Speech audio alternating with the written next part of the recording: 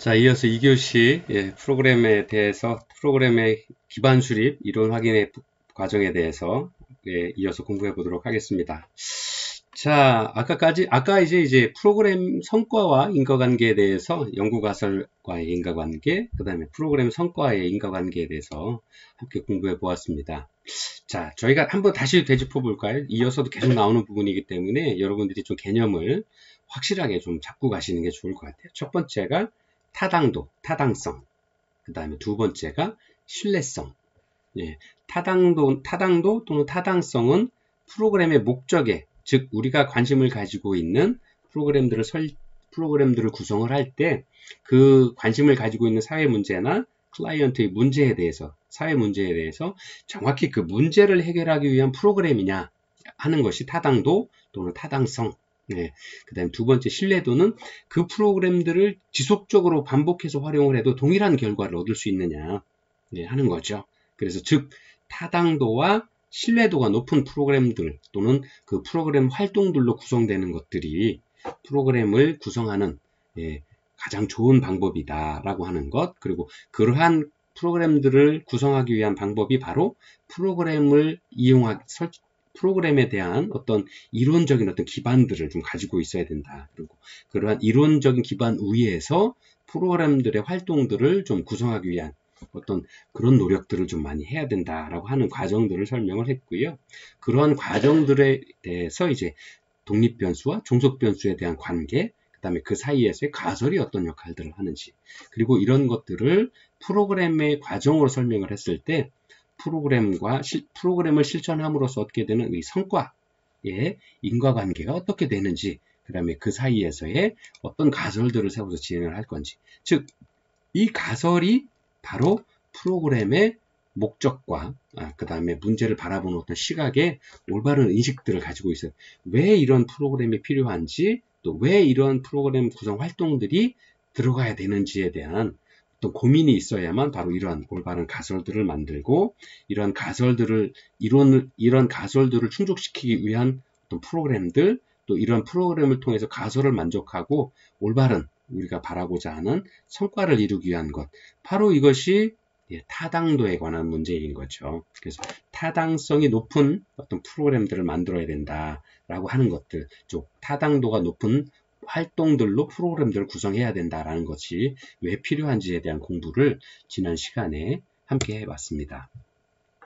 자, 그리고 이어서 좀 공부를 해볼까요? 실제로 프로포자를 작성을 할 때 어떤 사회 문제를 해결하고자 하는 문제를 만들 때 다양한 프로그램들을 만들게 되는 거죠. 그래서 왜냐하면 인간의 욕구는 다양한 부분들이고, 또 현재처럼 이 통합적인 어떤 접근 방법들, 통합적인 사례 관리나 통합적인 실천 방법들로 프로그램들을 구성을 하고 있기 때문에 다양한 프로그램 A, 프로그램 B, 프로그램 C라는 어떤 다양한 프로그램들을 통해서 단기의 성과를 이루게 되고요. 이러한 단기 성과들이 모여서 결국에는 장기적인 어떤 성과들을 이루게 되는 거죠. 그래서 프로그램들 구성 내용들을 좀 이렇게 세분화시켜서 좀 보게 되면 이렇게 다양한 어떤 활동들을 통해서 프로그램들을 구성을 하고, 또 이러한 프로그램들을 통해서 단기 성과, 장기 성과를 이루게 되는 거죠.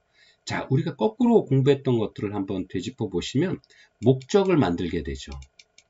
우리는 처음에 목적들을 구하게 되고, 이 목적을 달성하기 위해서 목표들을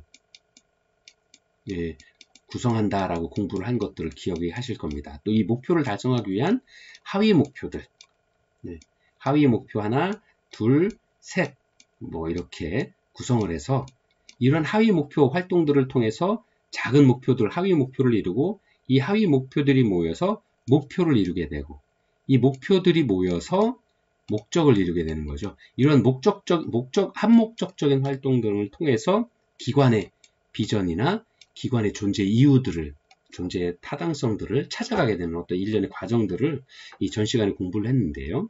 이러한 것처럼 동일한 방법으로 프로그램의 구성에 있어서도, 프로포저를 작성하는 프로그램의 구성에 있어서도 동일한 어떤 방법들을 다층적인 어떤 위계적인, 또 다층적인 어떤 과정들, 또 그런 활동들로 이루어진 프로그램들을 구성하게 된다라는 것들을 알 수 있습니다. 그래서 프로포저를 작성을 할 때 프로그램 하나만을 다루는 경우도 있지만 대부분은 3개 또는 4개 다양한 어떤 하위 프로그램들로 구성돼서 작성을 하게 됩니다. 그리고 세부 프로그램들은 또 마찬가지로 하나의 활동으로 구성되기도 하지만 대다수는 복수의 활동들로 이루어지게 되어 있죠. 그래서 그림에서 보여지는 것처럼 프로그램 A는 활동 A1, A2, A3, 또 프로그램 B는 활동 B1, B2, B3, 프로그램 C는 활동 C1, C2, C3로 이렇게 다양한 활동들로 구성되어서 프로그램을 하나를 만들고 이러한 다양하게 만들어진 프로그램들이 모여서 성과들을, 즉 아까 이야기한 하위 목표 활동들과 하위 활동들로 하위 목표를 달성을 하게 되고 이런 하위 목표들이 모여서 목표를 이루게 되고 목표들이 모여서 목적을 이루는, 즉 활동들이 모여서 프로그램의 목표를 달성을 하고 이런 하위 프로그램들이 모여서 단기 성과, 이어서 이런 단기 성과들이 모여서 장기적인 어떤 성과들을 이어가는 계층적이고 이어져 연관되어 있는 어떤 이런 그림들을 그려져서 인과관계들을 좀 보여지고 있다라고 설명을 드릴 수 있을 겁니다. 그래서 이러한 어떤 단기 성과가 장기 성과에 영향을 미치는 이런 그림처럼 비유하면 고급 통계 방법의 하나인 구조방정식과 좀 비슷하다라고 말씀드릴 수 있게 되는 거죠. 그래서 이러한 프로그램과 활동들이 그리고 단기 성과와 장기 성과의 관계들이 바로 이렇게 그림으로 표현을 하면 아주 쉽게 이해될 수 있지 않을까 생각을 합니다. 또 실제로 여러분들이 제안서를 작성을 하실 때 프로포잘에 관한 부분들을 중요한 어떤 프로그램들을 구성을 만들 때 바로 이렇게 연관되어 있고 체계적으로 어떤 이런 프로그램들을 구성을 한다라 그러면 아까 말씀드린 굉장히 타당도가 높고 신뢰도가 높은 프로그램들, 또 그러한 활동들로 프로그램들이 구성될 것이다 라고 하는 거죠. 그리고 이러한 어떤 프로그램을 만들어 타당도가 높고 목적 달성을 하기 위한 어떤 프로그램들을 만들어내는 어떤 이런 이론적인 어떤 기반들을 가지고 있어야만 훌륭한 채택이 될 수 있는, 채택 가능성이 높은 제안서를 작성해낼 수 있다라는 것으로 설명을 해드릴 수 있습니다. 그리고 또 이러한 방법뿐만 아니라 그 밖에도 삼성복지재단의 프로포잘 양식을 좀 한번 같이 보면요, 세부 프로그램과의 어떤 관계들을 이렇게 작성을 하도록 요구를 하고 있습니다. 그래서 이러한 도식화를 통해서 이론적인 검토와 함께 효과성을 검증해낼 수 있는 어떤 방법들을, 도출할 수 있는 어떤 방법들을 하고 있다라고 하는 거죠. 그림에서 보는 것처럼 파트너십 A 프로그램은 외부 활동 체험 B에 선행되어서 하고 있죠. 그래서 그 만족도를 좌우한다라고 써 있는데 이런 도식화는 이론적인 검토를 통해서 도출해낼 수 있는 거죠. 또 이때의 역할 분담과 그리고 또 야외 활동을 통한 OT 그런 것들을 통해서 파트너십 프로그램들을 세부 활동들로, 그 다음에 세부 활동들은 또 파트너십 형성과 관련된 여러 가지 선행 사례와 연구 사례 등을 검토한 것을 통해서 연구 결과들이 검증된, 효과성이 검증된 것들을 하게 되는 거죠. 그래서 이러한 다양한 활동들이 연계되어서 활동들을 이어나갈 수 있도록 하고, 또 이러한 그 도식화를 통해서 프로그램의 어떤 프로그램 간의 관계를 아까 말씀드린 것처럼 다양한 활동들이 모여서 프로그램 A, B, C를 구성하는 것처럼 이렇게 각자 만들어진 A 프로그램, B 프로그램, C 프로그램, D 프로그램, 이 프로그램의 각자의 하위 목표들, 단기 성과들을 이루고요. 이러한 단기 성과들이 서로 연동되어서 움직임으로써 장기적인 어떤 성과들을 이룬다라는 것들을 보여주는 방법인 거죠. 그래서 한번 세세히 보면 여기 파트너십 프로그램들은 외부 활동 및 체험 활동 전에 선행 활동들을 하게 되는 거죠. 그래서 이런 활동들을 통해서 역할 분담과 야외 활동을 통한 온 더 잡 트레이닝, OT, 오리엔테이션들을 하게 되는 거죠.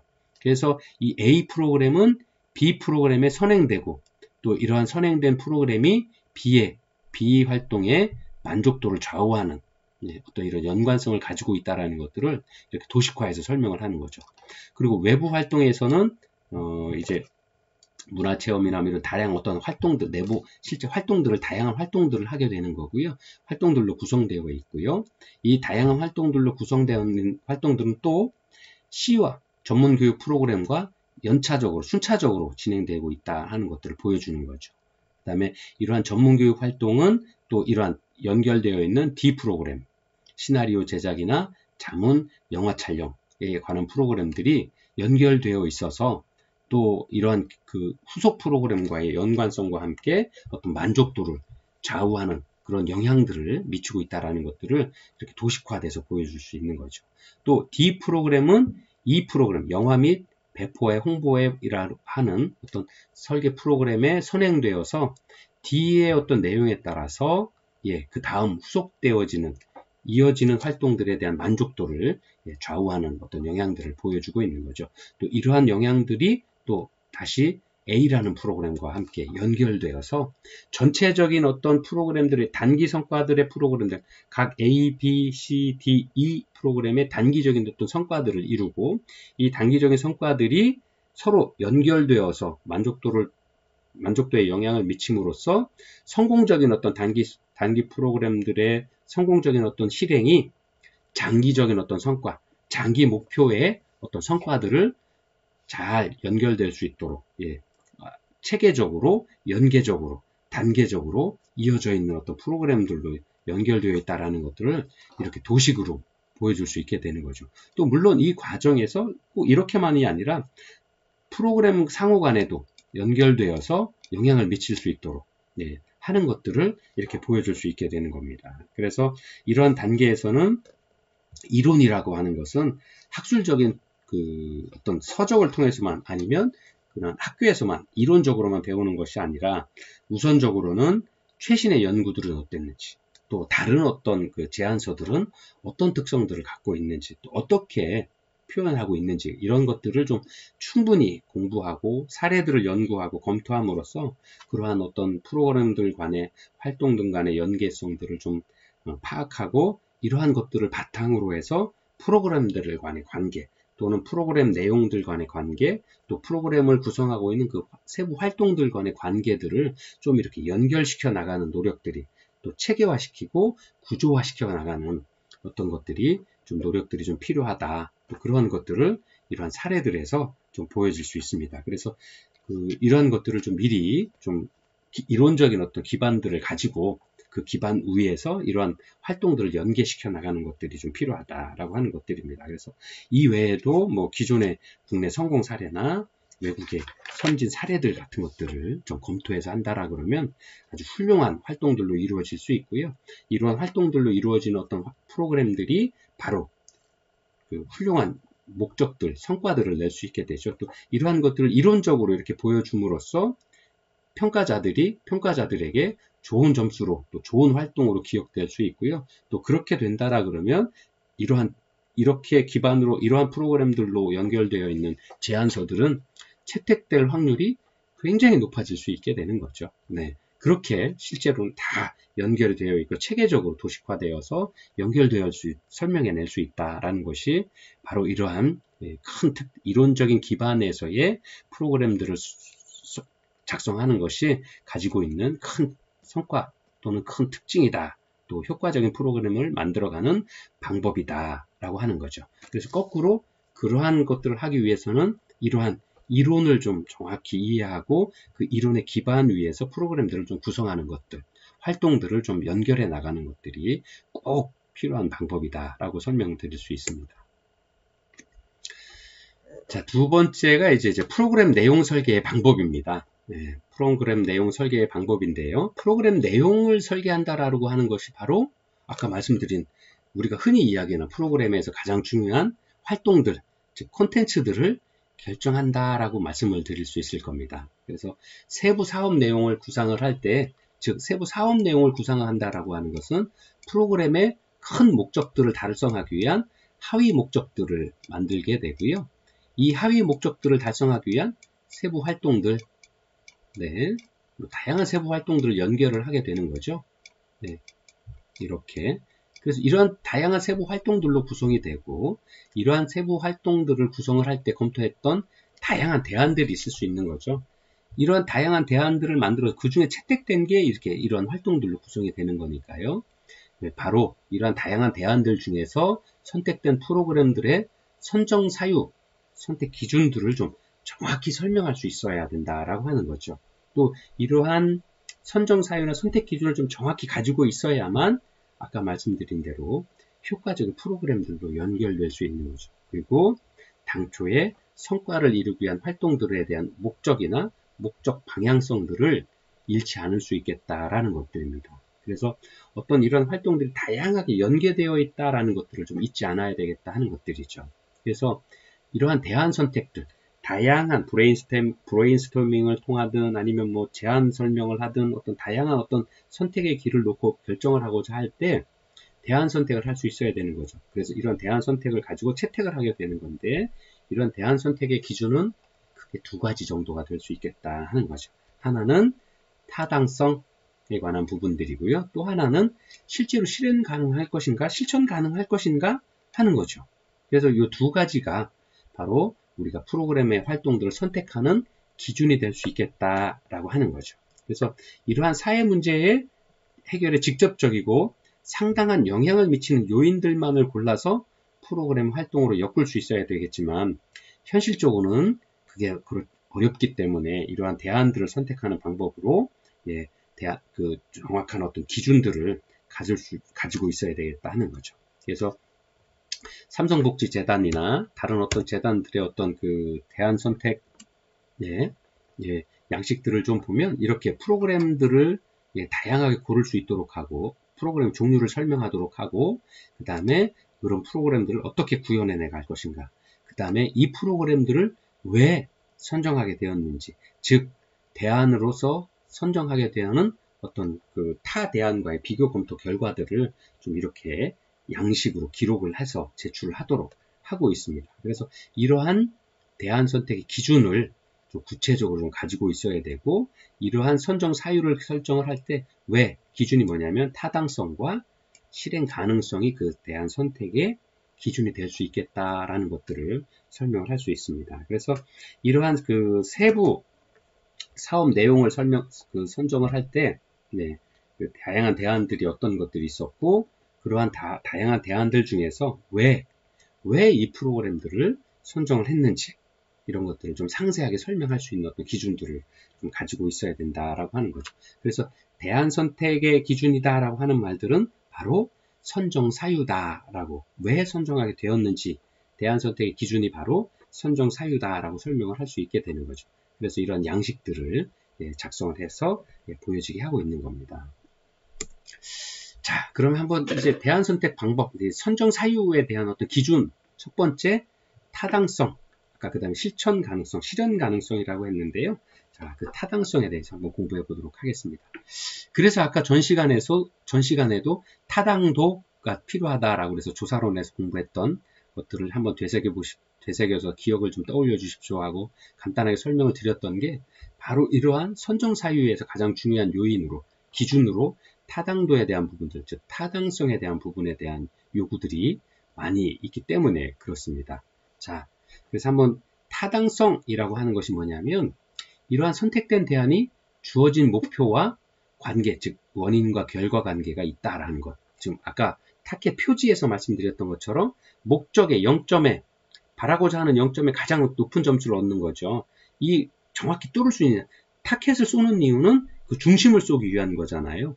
즉 우리가 타당성이라고 하는 이야기는 선택한 대안이 우리가 바라는 목표대로 정확하게 가고 있느냐, 즉 원인 관계와 결과 관계가 있다라고 하는 것들을 설명할 수 있느냐 하는 거죠. 그래서 인과관계다라고 하는 건 뭐냐면 선택한 대안을 실행을 하면 프로그램의 목표를 달성할 수 있다 하는 것이 바로 인과관계가 있다라고 설명을 하는 거죠. 즉 이런 인과관계가 있다라고 하는 것이 바로 타당성이 높다, 타당도가 높다라고 설명할 수 있는 거죠. 그래서 즉 프로그램의 목표를 달성하기 위한 수단으로서 그 내적인 인과관계를 검증하는 것이 바로 타당성이다라고 하는 것입니다. 그래서 타당성을 충족하기 위한 하위 기준으로는 보통 효과성, 효율성, 적절성, 또 형평성 뭐 우리가 보통 이러한 표현들을 통해서 타당성을 좀 설명을 하고 있습니다. 그래서 이러한 그 효과성, 효율성, 그리고 적절성, 형평성을 좀 따져보면 바로 타당성에 대한 설명들이 되지 않을까 이렇게 생각을 합니다. 자, 효과성, 효율성, 우리가 그 조사론뿐만 아니라 지금까지 사회복지 공부를 하면서 다양한 그 과목에서 효과성, 효율성, 뭐 적절성, 형평성에 관한 부분들을 지속적으로 공부를 해왔으리라고 생각을 합니다. 그래서 그때 공부했던 것들을 조금씩 좀 떠올리시면서 공부를 하시면 여러분들이 이해하는 부분들이 훨씬 이해의 폭이 넓어지시고 좀 쉽게 이해대할 수 있으시지 않을까 생각을 합니다. 자, 그럼 한번 같이 공부를 해볼까요? 자, 타당성에 관한 부분 중에서 첫 번째 효과성입니다. 에펙트가 얼마나 있느냐 하는 거죠. 어떤 대안이 설정된 목표를 달성하였는지의 여부를 판단하는 기준이 바로 효과성이다 라고 하는 거죠. 그래서 이 프로그램들을 실천을 하면 또는 이 활동을 하게 되면 우리가 바라고자 했던 목표들, 이루고자 했던 목표를 달성할 수 있느냐 없느냐가 바로 효과성이 높다 또는 낮다 라고 이야기를 하는 거죠. 즉 목적 달성에 관한 부분들을 목적을 달성했는지를 판단하는 기준이 바로 효과성이다 라고 저희는 이야기를 하고 있습니다. 그래서 교육훈련을 실시하고 수강생 전원이 자격증 시험에 합격하면 교육훈련의 효과성은 100%가 되는 거죠. 반면에 교육훈련 후에 수강생의 절반이 시험에 합격했다라 그러면 교육훈련의 효과성은 50%다라고 설명을 할 수 있게 되는 거죠. 그래서 즉 효과성이라고 하는 것은 투입된 비용과는 상관없는 문제죠. 그래서 단순히 그 결과물을 가지고 산출물 내지는 그 결과를 가지고 목표가 어느 정도 달성되었는가를 기준으로 판단하는 것이 바로 효과성이다라고 하는 거죠.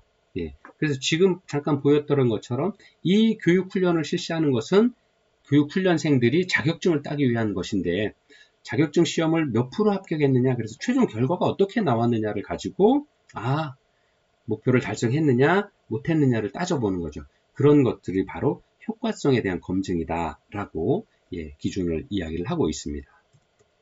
자, 효과성이 이야기가 될 때 늘 동일하게 이야기되는 것이 효율성입니다.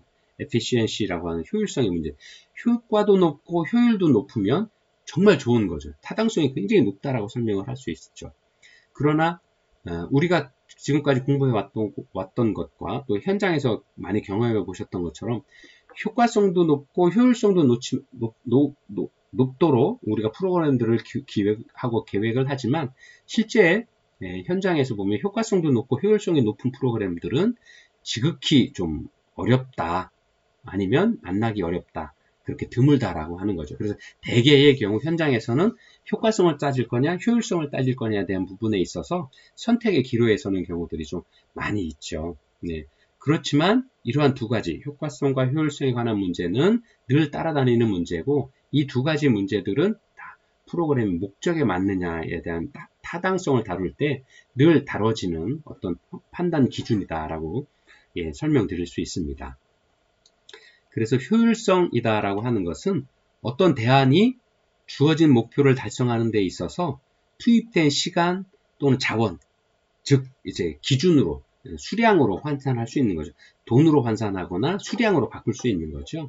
그래서 그런 것들을 기준으로 해서 산정하는 겁니다. 그래서 아까 효과성은 자격증 시험을 본 어떤 결과물로 이야기를 한 건데, 효율성이라고 하면 그래서 전체가 100%가 효과성 100%를 달성하기 위해서 들어간 비용이 얼마냐 하는 거죠.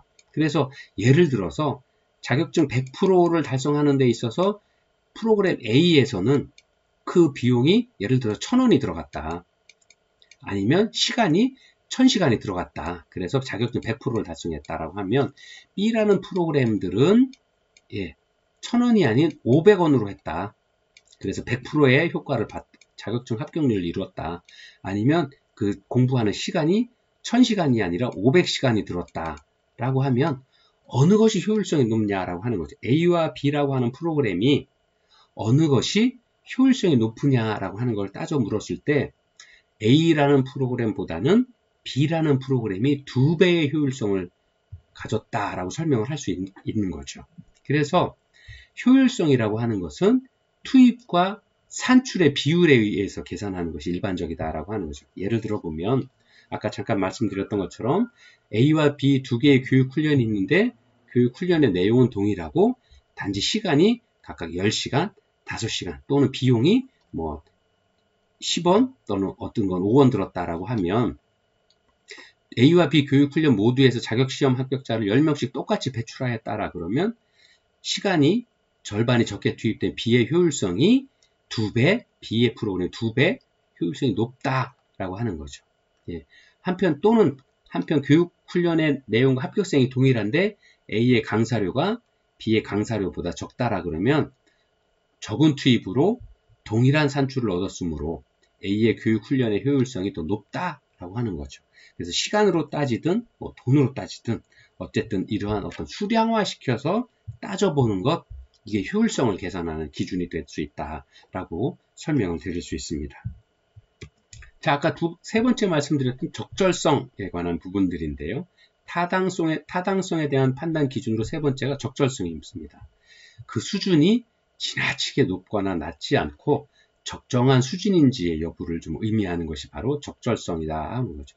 또 우리나라 그 한국어 표현 중에서 가장 어려운 게 적당히 해, 적정히 알아서 해 하는 것들이 어떻게 보면 가장 어려운 수준이죠. 그 적절의 기준이 어디에 둘 거냐 하는 어려움들이 있기는 합니다.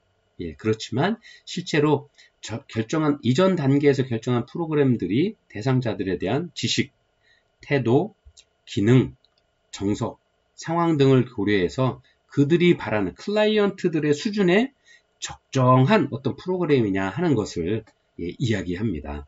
그래서 이러한 어떤 기준들, 적절성에 문제가 있다라고 그러면 궁극적으로는 프로그램의 목표를 달성하는 데 어려움이 있기 때문에 타당도가 낮아질 수 있습니다. 그래서 클라이언트의 눈높이에 맞는 또 우리가 프로그램들을 활동하고자 하는 참여 활동가들의 어떤 눈높이에 맞는 어떤 그러한 어떤 프로그램들로 또는 그러한 활동들로 이루어져야만 타당도가 높아질 수 있다라는 거고, 그러한 눈높이에 맞도록 하는 것이 바로 적절성에 관한 판단 기준이다라고 이렇게 설명을 드릴 수 있습니다. 그리고 네 번째가 바로 형평성의 문제다라고 이야기를 할 수 있는데요. 자, 형평성에 관한 것은 조금 이었다가 세 번째 시간 3교시에 이어서 수업 진행하도록 하겠습니다.